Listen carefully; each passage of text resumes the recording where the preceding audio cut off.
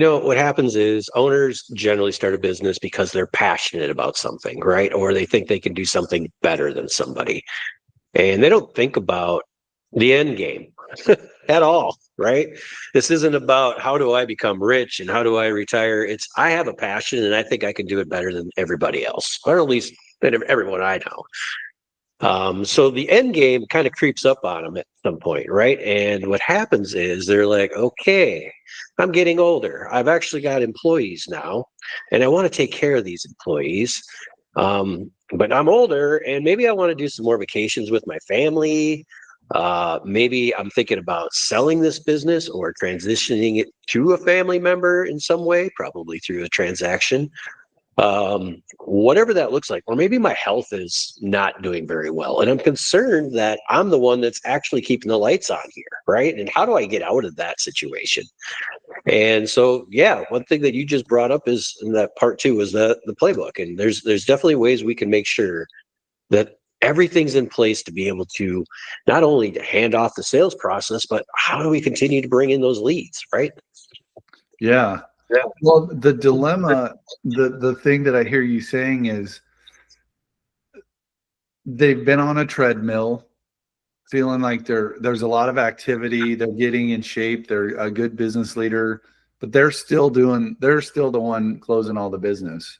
And Yeah. they see a path that is about stepping aside and not being the one closing all the business in order for them to really step back, step out and work on their business, not in it as much, and become a different piece of the puzzle.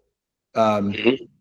And there's some psychological things that go through that, there's the hero syndrome where it's like, oh, I got to be the hero of this business, so I got to close it. I got to, there's the worry around, well, who do I hire? How do they get trained? I'm so used to everybody wanting to talk to me and looking for answers. And no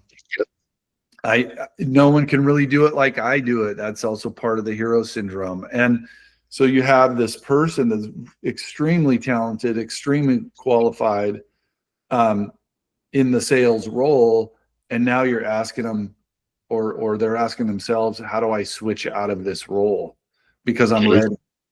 That's the other thing too, is what I've experienced is in myself and in with other business owners is they have to be ready. They have to be at a point where it's like they have to have some reason, whether it's, in order to transition this, I need to get out of this role. The other thing you didn't bring up, which is if you're planning on selling all of your share or a portion of your share of your business or transitioning it to somebody, your business is worth less if you're in the sales seat as an owner. 100%. Yep. It's a giant risk when you go through your valuation, right? What business do you really have once the person that actually brings in all the work is gone? Yeah. Yeah. That's how buyers look at businesses. It's like, oh, are you going to stay in that sales seat once you get a big check? Probably not. You might for a little bit, but that's just, that's not trading. That's not trading out of your role. That's really just keeping your same. So people don't do that. They don't collect a big check and just stay in the same role for very long.